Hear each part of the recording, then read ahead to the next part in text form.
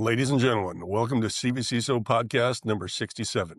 My name is Andy. I'm your host today. With us, we have the founder of FR Secure, Evan Francine, Executive Director of Security Studio Academy, Dave Tuckman. And last but not least, he puts the Don in Jordan, the treasurer of the Minnesota CvCISO chapter, Jordan Money Darlington. That's right. That's right. Today, our topic is anxiety that VCSOs have and how to cope. We'll get into some magic and some good things there. Quick couple items before we begin. The next CvCISO cohort begins 10/6, coming right up, but there's still time to prepare. Great opportunity to add your skills in risk assessment, management, info security, and leadership.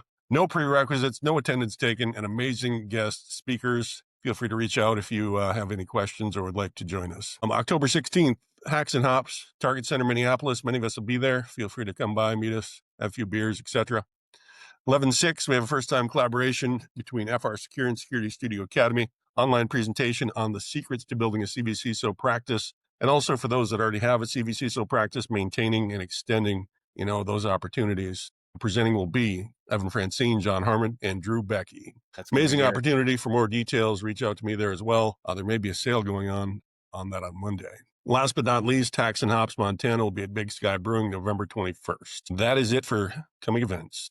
Nice. So, Evan, what would you say your greatest fear was working when you were working as a vCISO? Jordan. Ooh, Jordan. Yeah. What would you say your... Well, there's a rumor going around that Jordan might be joining the Taliban. So I was, I'm a little nervous about that. Might be. I'm already the chapter president for the see local. What happens, Jordan, see what happens when you go around wearing a burqa? People start. That's right. I realize now that I shouldn't tell you guys anything. Just realizing that now. Yeah, it's a good idea. I won't forget. To watch what you say around us. Like that was personal, man. Why are you sharing that? Like, hey, don't tell Stay anyone. my life. Don't share that OnlyFans link. Don't share with everybody. It's not true. Right. I am not a Taliban member, and I don't plan to. I renounce it. Yes, in the strongest terms possible. As much as we denounce Donald Trump's endorsement of the CvCISO program. So you're not really joining the Taliban, but you do have a burqa. I will neither confirm nor deny. Any more questions? Yeah. You can always say, well, I'm saving it for Halloween. And then what if we get your mom on here as a guest? What would she say? Based on how he answered that question, it sounds like he's running for office too. Oh, this is getting sideways. Hold on. Let's bring it back. What were we talking about? Stressors, anxiety, and working as a vCISO, right? Yeah, mental health and stress resources for vCISOs. All right. Let me ask you guys this. Do you guys suffer from anxiety? Because some people do, more. My wife is, suffers with, probably because she's married to me, but she suffers from anxiety more. And so she's got, for certain situations, she's got like Ativan or something. And, and it's a serious issue just because I don't have necessarily, and I think that's an important thing when we're working as vCISOs or just, functioning in everyday life, just because it seems like, it's not a weakness. It's the stigma is bullshit. Some people do have anxiety. Some people do have, are certain, stress levels or stressors that maybe I don't have. So just because you look at somebody else who's stressed out about something or suffering from anxiety doesn't mean that you're like better than them or anything. I think we just judge a lot with that stuff because I don't suffer from anxiety. If anything, there's probably a disorder of like no anxiety. I do a lot of stupid shit and I just don't have that. But I do get stressed. There's been times when I've been working as a vCISO and generally mine have always come from being overworked. When I felt like I've just got so much shit going on, especially if you're like a vCISO with 10, 11, 12 customers. And there are days when things are just kind of sweet and settled. But then there are days when like, okay, this one might have an active incident response. This one, I've got to give an executive presentation tomorrow. This, stuff can add up because I've suffered from that. And there's 2 times I can remember where it essentially led to a breakdown where I couldn't do anymore. I was just at my wit's end. And one of those times I was traveling from one customer site to another customer site and I just had to pull over and I just started crying. It was just I'm out of gas, man. I got nothing left to give to this thing. Yeah. So, but if I can ask you, because that's interesting, you've never really run into anxiety? Because and before you answer, I say it because it's always kind of been with me that there's anxiety in everybody. It's just at different levels, and you try and identify where you're at and what those triggers are. At least that's what worked for me personally, because I definitely have it and have experienced it, and kind of doing that soul searching. That's where it hit me. Yeah, I'm sure there's anxiety there. You know, I've always had a reputation. It was Steve Marsden, one of the early salespeople at FR Secure, who always used to say, like, if you ever see Evan stressed, if you ever see Evan freak out, it's time to freak out. And it's also, you know, I think it served me well in incident response. You know, when everybody else is kind of going crazy, you know, you're just not going crazy. There's nothing like, it's not because I know more or anything. It's just not affecting me the same way as it's affecting other people. Gotcha. Yeah, but I can't think of a time when I've really had anxiety. Maybe a little bit of like, all right, I'm a little nervous about something. Mm-hmm. Would you say that one of the, like, if we back it up, yeah, because I know we're like, okay, we'll talk about anxiety, but we also were talking earlier about just the idea of like this phenomenon of the Sunday scaries or the Sunday blues or whatever, which isn't necessarily tied to anxiety. It's just like this weird feeling that I think a lot of people get, like the end of the weekend and getting back into the routine of the week.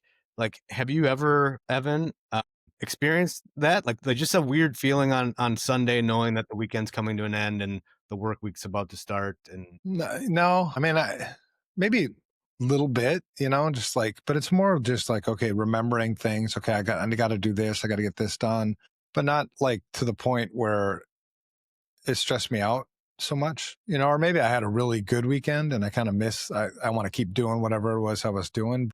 But I do know that people do have that, you know, because I've heard other people say that, you know, I've heard other people say, and that's the thing, like as a vCISO, it's trying to relate to other people. It's trying to have empathy for the fact that some people do have those things and I don't. And so it's trying to understand, you know, because I know that like you might have that, you know, where it's like, okay, Sunday, I've got a ton of shit to do, you know, Monday, and I don't know if I'm prepared for it. You know what I mean? But it's just something, anxiety is not something I've dealt with. Depression, loneliness, you know, other sort of mental things. ADHD. I think ADHD also helps me to cope with maybe the lack of anxiety, because I think in my mind, ADHD, I'm sort of at home in chaos. If things aren't chaotic, I actually, maybe there's some anxiety when everything's running really well and there's like nothing. Like I have maybe a little bit of anxiety, like, okay, when's the shit going to hit the fan? Because like, I know life doesn't work this way. My mom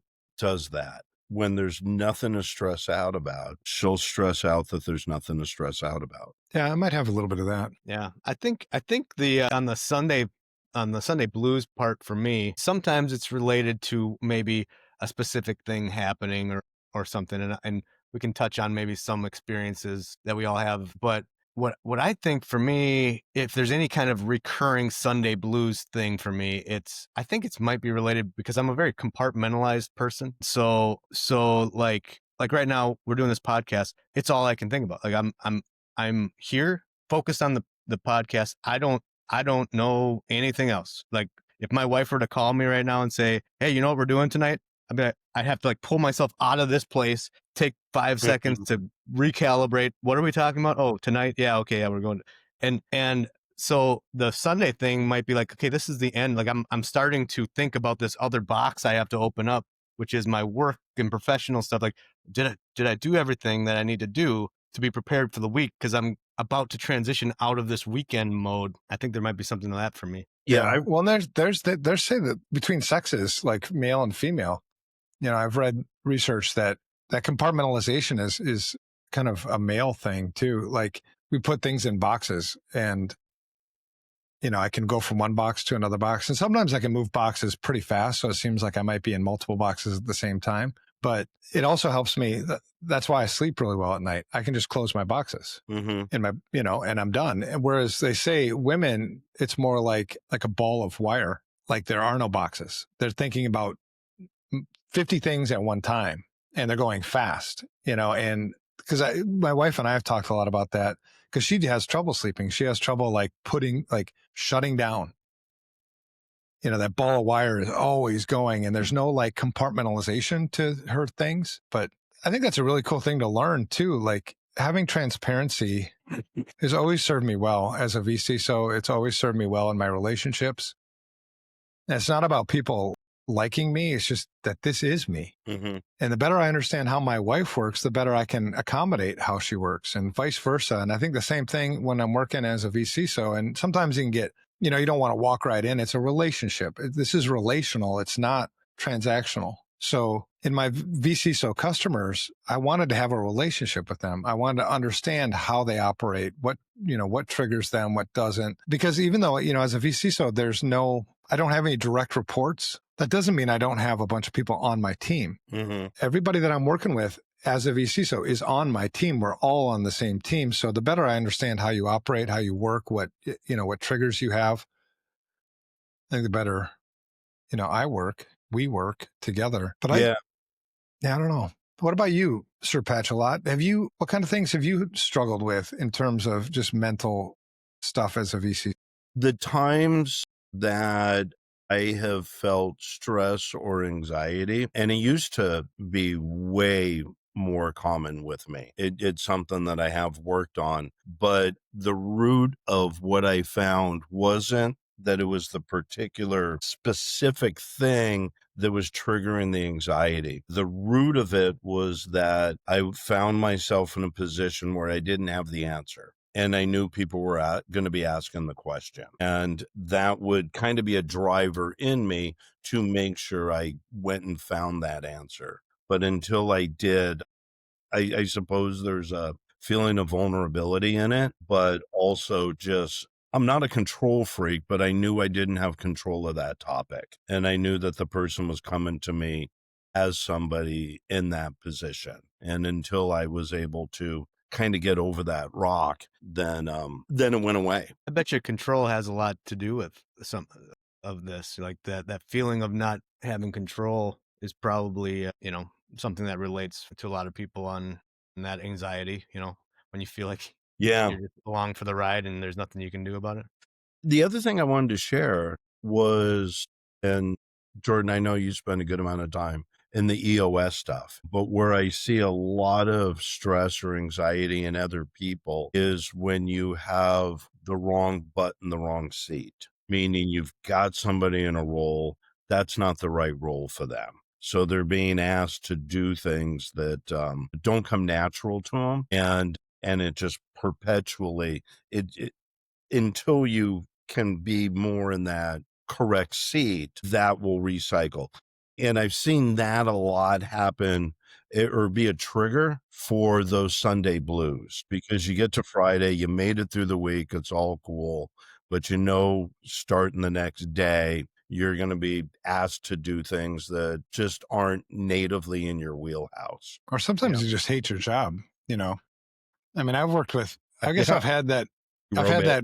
The Sunday blues where it's like, I'm not looking forward. Like I used to do this. I don't like business travel, and I had to do a lot of business travel, back when I was much more active. I guess I didn't like those things, but not liking it versus it being an anxiety or, a mental health, crisis. I didn't have that. I just I don't want to go do this stupid thing, but yeah. Or if you're just doing it for the money. Yeah. That sucks. You got to have, if you have purpose, that's what gets you through those tough times, at least for me. Yeah. And having bills is not a purpose. No, especially when a lot of those bills are just like, if you're with me, they're stupid bills. Like my wife she gets, what is this? This is a regular monthly. I guess I do have some anxiety over that. Like what I'm going to have to answer my wife, but it's not work related. Like, what did you buy now? I'm like, I don't remember. Well, they're charging us $80 a month. I'm like, I don't remember, yeah, that's anxiety having to answer to her. Well, I've got like 10 scenarios that we can discuss, where I'll lay out just a scenario and tell me if you can relate to any anxiety, stress, whatever that in that situation. Cause I think some of the listeners might be able to put themselves in that same situation and be like, how would I react for that? Cause either you've been there before and you know how you would react, And maybe it was healthy, maybe it was not healthy. If it was healthy, then share with other people so that they can, when they encounter these things, that they can go through it healthily. Yeah. So play at If it home, was- and you answer them too. You can even play the game where you try to guess what each of us are going to say. Ooh. And if you're right, then you take a shot of Starbucks. Yeah. So the first situation, we'll call it executive panic mode, otherwise known as do something now. This usually happens when there's a lack of communication between you and the executives. Either you and the executives, you and the board, which is really super common, right? So in this case, the trigger is a breach. There's a breach at a competitor, an alarming headline. They read something in the news. Maybe it was in one of their peer groups or something. And then the board member or the executive comes to you and says, hey, are we safe? Are we safe from this? Now, in this situation, you may not even know what the hell they're talking about. Maybe you didn't read that same news thing. Maybe you don't know anything about this breach that they're referring to, or maybe you do. But you're expected to instantly give them an answer, right? Because what's at risk is your credibility. And so I don't know if you've ever been in a situation like this. I have, numerous times. How did you handle it? And what kind of stress did it cause for you? Anybody can answer. Yeah. I can start. Yeah. I think that, so I can think of one scenario. It was the CrowdStrike thing. So where I had clients reaching out to me saying, is this impacting us? What do we need to do? And all that. And maybe it's a little different because I guess I didn't know the whole story behind CrowdStrike. I hadn't dove into it yet. So I had a little bit of anxious feelings. I don't want them to think that I'm not completely up to speed on the news, but I don't know. So I don't think that that type of a thing impacts me. I'm pretty good on my toes. And a lot of it is maybe also things that I've embraced in the tail end of my career that we talk about here, transparency. I'm not afraid to just be honest and say I don't know. So I think I handle those things better, knowing that I'm willing to tell the truth and stuff. So, and I think it made me think that this is a great open door to talk about things. Because sometimes I feel like when you talk about things you want to recommend or consult on for information security with your clients, they're not always hearing it. They listen, but they're not hearing it. And I think for me, by shifting my head away from maybe any shortcomings I would have on the latest facts, it was an opportunity to explain, here's what we are doing, here's what we're not doing. So that type of a situation wouldn't cause me a huge anxiety. Yeah. I don't. Go ahead, Evan. I'm sorry. No, you go ahead, man. I don't, we're not safe from everything. We're doing things to mitigate what may happen, to control the blast area were something to happen. And, you talked about it earlier, Evan, about really needing to have that relationship and understand what the business is, where they're at, what is the level of maturity, what are the conversations we've had that led up to that? Because the immediate memories that come to mind when that's happened is me responding with kind of, but if you remember when I told you we needed to address this and it got shelved, or just when we said this is the risk and it didn't get addressed, this touches on that. Yeah. And, but you're totally 100% relying on the relationship that you have with that person to be able to have a real conversation. Totally. Context is everything, right? So the worst decisions I've made, I've said this many times, are, ones without context. So if I know about this breach, if I know about the thing that they're referring to, ideally I know enough about it that I can speak with some authority about it. If not, I'll ask them. I'll have them, engage in that conversation, because you're right. I think this is such a good opportunity. Every time you have CISOs and vCISOs who shudder whenever they get contacted by a CEO or the board of directors. They're like, oh my God, what the hell am I going to do? And this might be an indicator. If you can't get over that, if you can't manage that well, it might be an indicator you are a person who's in the wrong seat, because this is part of the job. And it's a really important part of the job. So the trick is to try to learn how to leverage these opportunities for the benefit of the organization. So I love when the boards of directors or executives ask me questions because they're starting the conversation. It's because so often it's us trying to push the conversation onto them. So when you bring the conversation to me, what you're telling me, and when you ask a question like this, are we safe? Not only did you ask me a question, you initiated the conversation, but also you just put yourself into the story. Mm-hmm. Yeah. You're now making this a personal thing for you. Flipping awesome. So as a vCISO, if you don't have this, work on this, because this is a great opportunity for you to engage, ask questions back to them. Like, yeah, I think we are safe against this for these reasons, but tell me about your concerns. Tell me what brought this, raised it on your radar, because it's going to help me to communicate with you better in the future so that you have the answers. Because just like I don't want to suffer from any anxiety, I don't want my board members to suffer from anxiety either. So this is a great opportunity for us to figure out how I can communicate better. Yeah, and leading up to it too, I think it's a incentive for you to tell the truth. We talk about that all the time as a VC. So like, if you're sharing the truth along the way, they might not be taking this every step that you suggest, but if you've done your job and these have been topics of conversation along the way, then it just solidifies like, we talked about this, how we weren't going to implement a SOC at this time, or you can reference back to things that just, I think, build that confidence. Oh yeah, you're right. Yeah, that's on our issues list of things, or our roadmap. And then you just prove that, hey, but if you haven't been telling the truth along the way, then there might be something to be anxious about there. Yeah. Yeah. Yeah. Then I totally get the anxiety then. Yeah. At the root of it. But I think that's a really good tip though. Sorry, it just popped into my head, Dave. Sorry to cut you off, but I think one really good way to avoid anxiety is to be truthful, is to be transparent. Yeah. Because then I don't have to be anxious about, well, shit, what did I tell them last time? I've always been telling you the truth. That's a good point. Yeah. What my grandpa used to say, you never have to remember what you said if you always told the truth. And is a perfect example of it. What I was going to say was that I think, and it took me a minute to process it, but being asked like a question like that, it really is an opportunity in disguise. For sure. And if we can understand that ahead, it totally changes how we're going to respond to it, and what the opportunities for outcome can be. To have Right. that. I had an old boss that said that, Dave. He said everything's an opportunity. Yeah, I agree with that. So here's another. That could have been me. Yeah, here's But another. somebody smarter. You just opened up a can of worms. That was a softball right there, man. Yeah.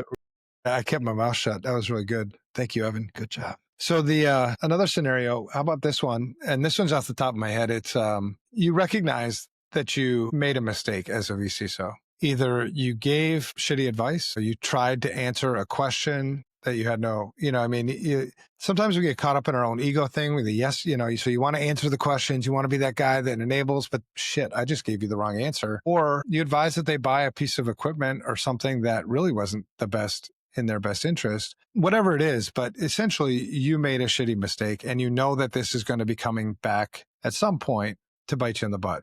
That can be a high anxiety. And I can tell you one situation where this was a big deal for me. And it was a big motivator for having the mission that I have today. It was when I misspent, $250,000. And this was like 20 years ago, 15 years ago, something like that. So that was a lot of money. $250,000 I made the wrong choice. We didn't need that thing. I kind of fell in love with the Dazzle blinky light thing. And I should have known better, but I made the mistake.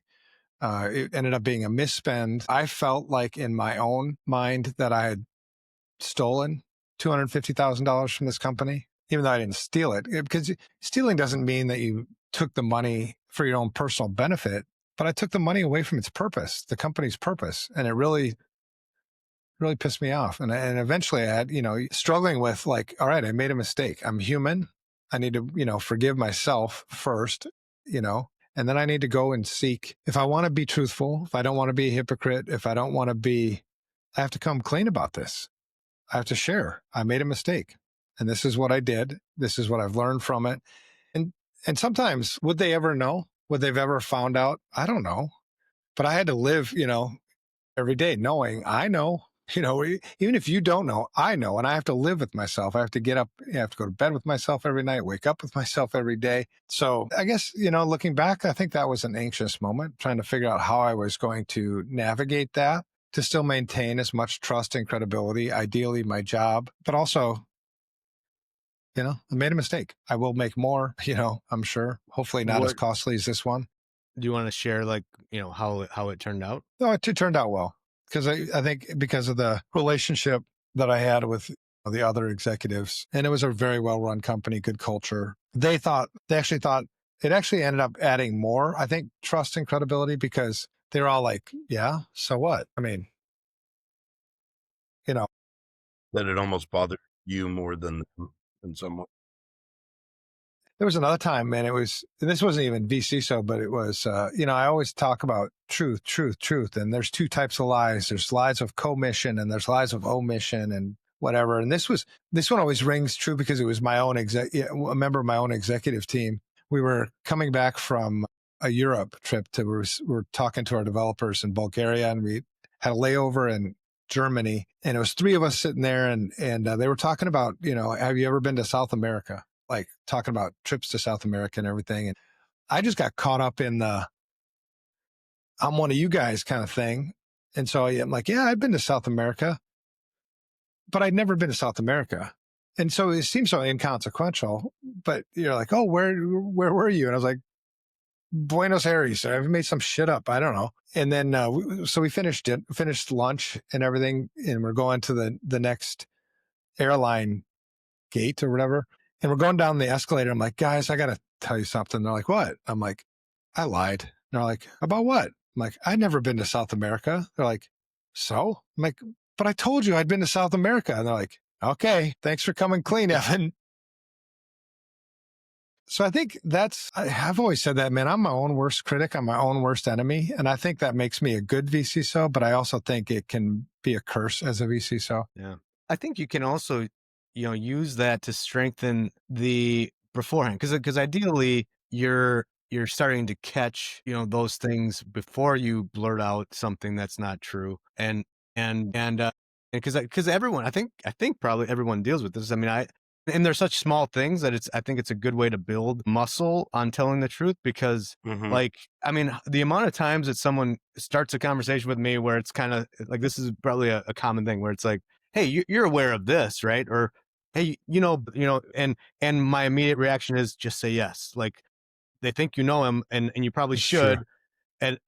And then, but you catch yourself and you just have to say, no, I don't know what you're talking about. And it's so insignificant. No one really cares. They just move on. Right. So I think it's a nice, recognizing that ahead of time, building that muscle of like these little fibs where you're about to say, something you don't, and sometimes it's like they say, oh yeah. And you remember later, oh yeah, I know what you're talking about now. Like I didn't at the time, but Well, there's also like, you don't, as a vCISO, especially when you're working with multiple clients and everything, you don't know which one of these things is going to blow up in your face. Mm-hmm. Yeah. Well, but to what you were saying, Jordan, that's actually what Nick Mullen was sharing when he was on the podcast. That was what changed him, was when he was in that room and the person was saying, and he was the one that said, I don't understand what you're saying. And it turned out that nobody understood what the person was saying. So, what was I going to say? That thought will come back to me. Sorry. Give me 30 seconds. Give you 30 seconds. There it is. Go ahead. Sometimes I think I want to tell the person on the other side to do things differently too, because sometimes people they start a conversation saying, so there was this breach. Are you aware of this? And it's like, tell me and I'll tell you if I'm aware of it. Like you haven't told me enough to know if I'm aware of it or not. Like the amount of times my wife does that, she's the worst culprit, is like, she'll kind of say a little bit and then say, are you aware of this? Or do you know? I'm like, tell me more. I'll tell you. It doesn't even matter if I know, just tell me. You're going to tell me anyways. Right.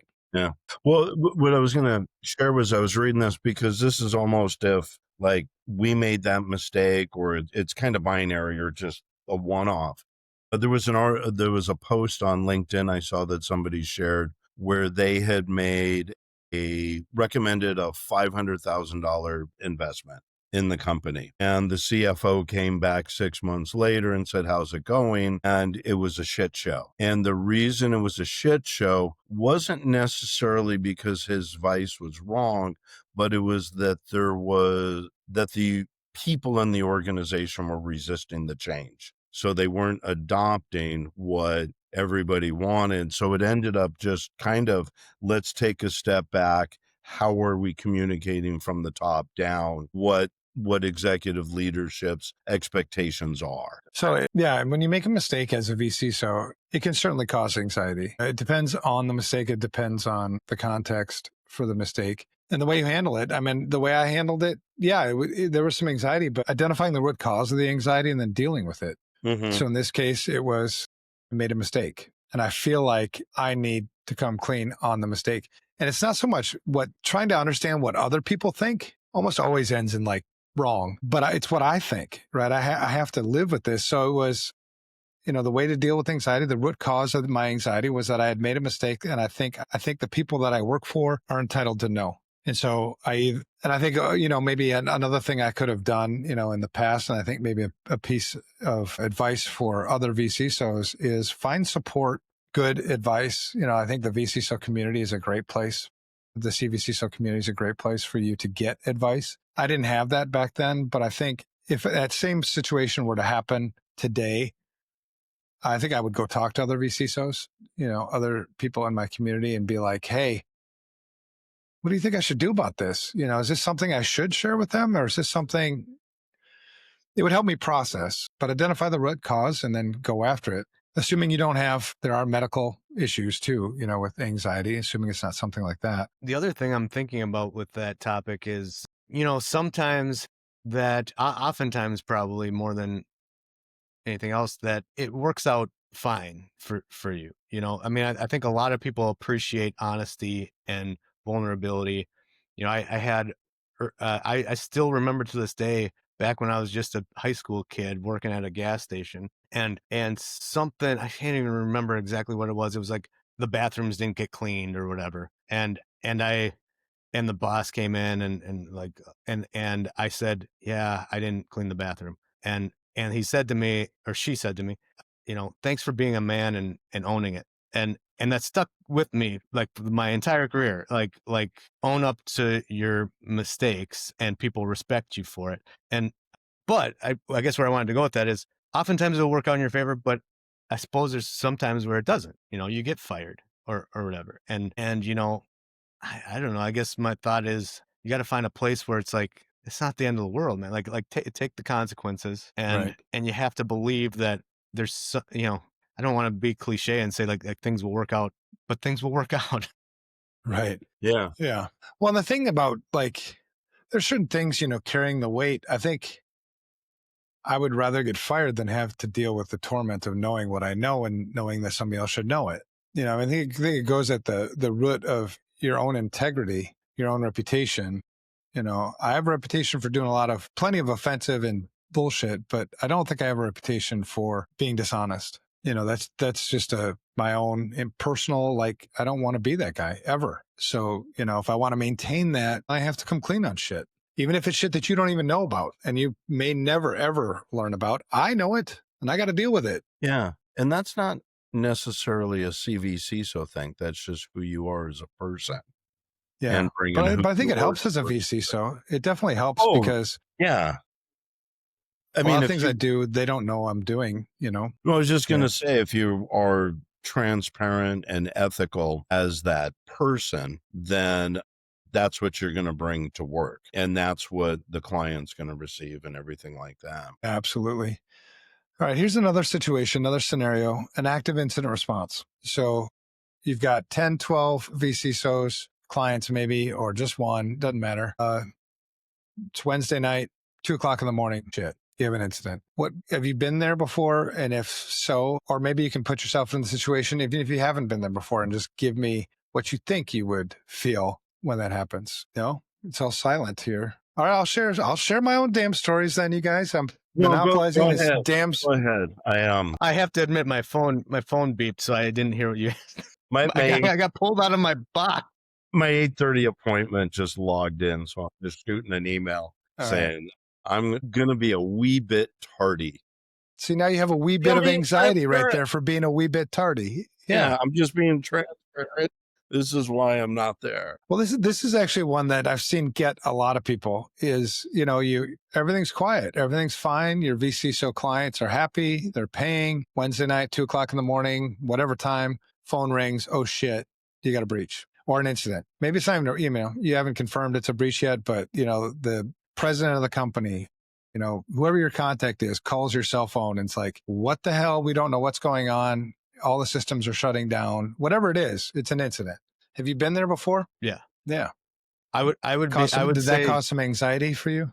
Yeah, 100%. Yeah, and I think that we've touched on this many times. It's probably like the anxiety comes from not having a plan or knowing that you have insufficient things in place. That's the and sometimes that anxiety creeps up. Before that call, obviously, you all of a sudden are like, oh, our backup and disaster recovery plan isn't correct, or oh, that thing isn't working. Like, we haven't tested our backups, whatever it is, but certainly the anxiety would be much less if not gone altogether if you had a plan that you tested. Well, this is like, you talk about the chickens coming home to roost when you make mistakes or you've given shitty advice.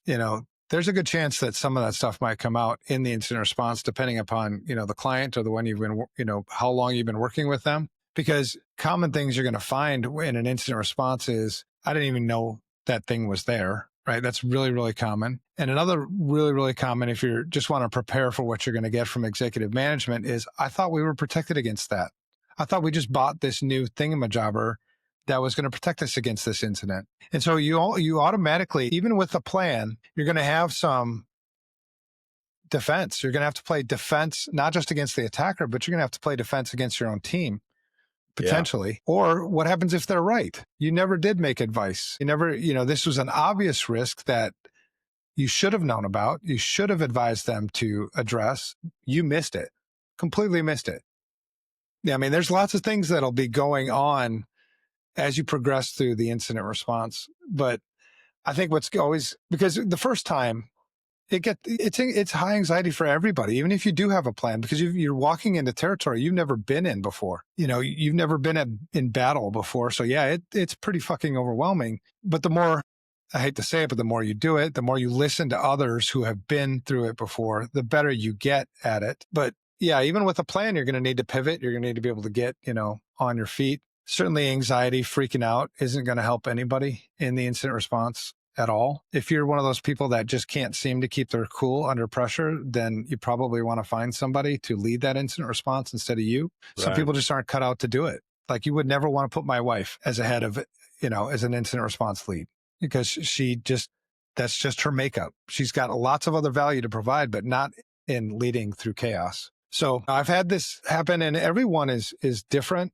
I guess going into it, it's not just having a plan, but it's having confidence that you've been doing a really damn good job for this customer. So if you've been with them long enough, I've been doing it all right here. We've been following the script. We've been doing things right. That really reduces the amount of anxiety that you're going to have when that phone rings, because you know what you know. Because there's lots of CISOs and vCISOs out there that know that they're not good. You're not good at your job. I mean, that was the whole start of the CvCISO program to begin with. Was I got tired of seeing people calling themselves vCISOs that weren't serving their customers well. Well, and you make a good point as far as, like, I think that some anxiety is only going to go away from experience. You get thrown into things and you've never done it before. Once you actually gain some experience of what it feels like to have to make decisions on the fly, and you don't know what's going to happen and stuff. And, and the more experience you have with that, the more you realize that it's okay. I don't know anything, but whatever's coming at me, I know we can figure it out. Right. Well, it's like we talked about last week too, where you got to take your own self inventory. These are things that I'm good at. These are things that I'm not good at. Right. Not everybody's good at incident response. It's not every vCISO is good at incident response. But the good vCISOs know that they're not good at incident response, and they get somebody else to handle that. You know what I mean? You capitalize on your strengths, maximize your strengths, minimize your weaknesses. I'm just not going to be good at leading incident response. If I'm honest with myself, and I would know that, maybe not ahead of time because you haven't been here yet, but maybe your first time going through it, geez, that's not really my cup of tea. Understand as a vCISO, it's okay for it not to be your cup of tea. You can be really good at governance, compliance, other parts of security, risk management, physical security, and suck at incident response. There's nothing wrong with that. What is wrong is to suck at incident response and think that you're good at incident response. Right. You're going to get a lot of anxiety from that, as well as lost jobs. Well, and that kind of comes back to the wrong butt in the wrong seat. Right. Yeah, totally. And so if you've been through it, the first time you've ever been through it, if you haven't been through it before, if you wanted to cut down on the level of anxiety that you might have going through it your first time, in your support structure, find people that have been through it before, truly people that have been through it before. Because we do a lot of posturing in our industry, so you'll find a lot of, you'll talk to a lot of information security professionals and be like, oh yeah, I've been through incident responses many, many times. It's like bullshit. And I've had this happen in my own small core group of people where he was giving incident response advice to other people that was wrong. And it was obvious that he had no experience in doing incident response. Otherwise, you wouldn't have given that shitty advice. So when you do find people to put, to I guess, minimize your weaknesses, make sure you vet that a little bit, because I'm not bragging, but I've just been through a lot of incident responses, and most of it's probably just a function of my age, not a function of how good I am. I've just been around long enough, and eventually it's going to hit you too. So if you're going to be a vCISO, you're going to run into an incident response. It's guaranteed. So this is one area that if you're going to face this anxiety, if you've never done it before, so prepare for it. It's funny. Earlier this week, Dave and I met with a gentleman who ran a school district, the IT department in northern Minnesota. Won't name any names or anything, but he had been through the CvCISO program, and he actually credited his ability to prepare an incident response plan back to the CvCISO program that you had created, Evan. And he felt That's that awesome. It went so well because of that. So just wanted to share that example. I appreciate that, man. That means the world to me, because I think another thing that can lead to mental health issues for vCISOs is not having, sometimes you can get lonely as a vCISO. Sometimes, especially when the world's going this way and you're trying to take it this way because it's the right way. I guess the point is just hearing encouragement. We all need encouragement. I don't care if you've been in this industry for 5 minutes or you've been in this industry for 50 years. So just hearing what you said encourages me. Like, okay, good. I helped. Even if you just help one fucking person, man, it's worth it. So I'm glad you mentioned that. If you guys don't mind, would you mind if I shared something quick? Because I'm going to have to drop in Yeah, we should wrap this thing up anyway. So we'll have you finish up and then we'll close it up. Well, I just want to share, because as I was thinking about this is just me personally. I wanted to share what some of the things that I have recognized in myself and what I do with it, and take it or for what it is. But thinking about like times when anxiety hits me, so whether it's the Sunday blues or a 3 o'clock wake up where your mind's racing and about something. Some of the things that I think have led to that for me, it's either what caused it is either there's something happening that I hadn't prepared enough for. I don't feel prepared for. There's something missing. Like I said, like that the backup system isn't functioning properly or something, and you just know it's just kind of looming and it's not resolved. So it's an unresolved thing. Sometimes it's just tired. I didn't get enough sleep throughout the week. There was a checklist of things and I didn't complete everything, or I did something wrong, or like said I would do something and didn't do it. Those are oftentimes, I think, the core of what's leading to that 3 a.m, dear Lord. Sometimes it's just my brain wanting to run through a checklist. Maybe I am prepared, and it's just like, hold on, let's just make sure you're prepared, and it like wakes me up or whatever.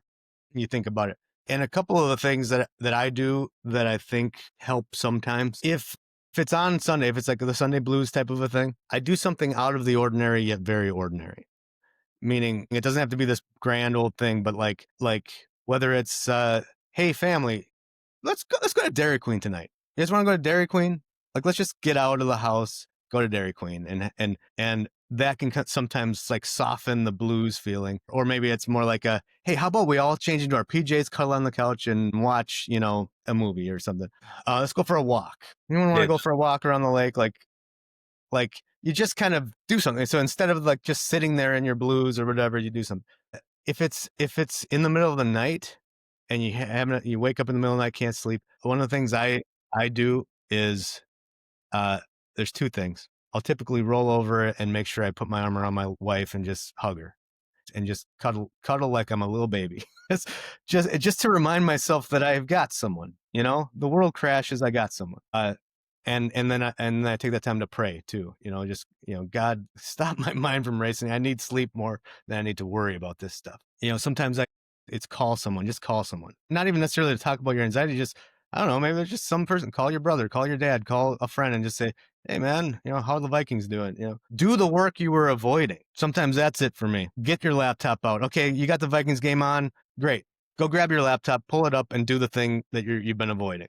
Or double check the presentation, remind yourself that you are prepared. Cancel plans, say no to something, exercise. Those are the things on my list. Nice. Good advice, man. That's a good way to wrap this thing up. No, glad you shared. Wrap it. I'll do all those things except for exercise, but thanks. No, I'm kidding. Good stuff. All right. Well, is that a wrap? Any closing words of wisdom, guys? I appreciate you guys sharing this with me because it definitely gave me some things to think about every once in a while. Even if you've been here before and you've been through it before, sometimes we need reminders of like, yeah, I should really focus on this. So I appreciate you guys, you know, bringing this up. Yeah, the only thing I would add is that everything we're talking about isn't something we do from Monday through Friday, 9 to 5. This is who we are as a person. And then when we go to be a vCISO or whatever we go to do, it's who we are that we're bringing to the table. Yeah, good point, man. So yeah, self-check yourself. All right. All right. Much love. That's a wrap. Much love. Bye. Much love. Bye.